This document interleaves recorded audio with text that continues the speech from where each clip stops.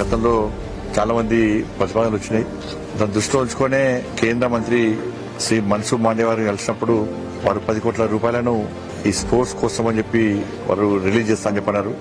దాన్ని దృష్టిలో ఉంచుకునే స్థానిక అధికారుల యొక్క ప్రతిపాదన మేరకు మనం కేంద్ర ప్రభుత్వానికి ఆ ప్రతిపాదన పంపించిన వెంటనే 6,50,00,000 రూపాయలను ఆల్రెడీ శాంక్షన్ చేయడం జరిగింది.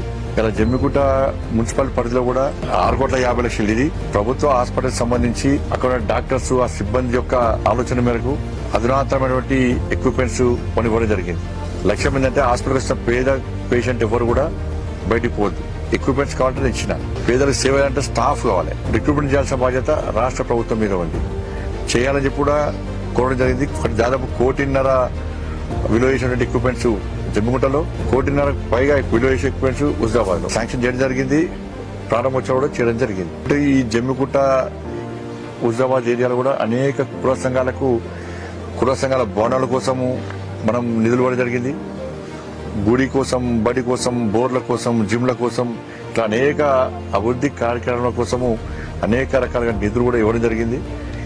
ఈజీఎస్ సంబంధించి కూడా మీ సాక్షిగానే ప్రారంభోత్సవాలు ఇక్కడే చేసినాం, హుజరాబాద్ లో చేసినాం మనం.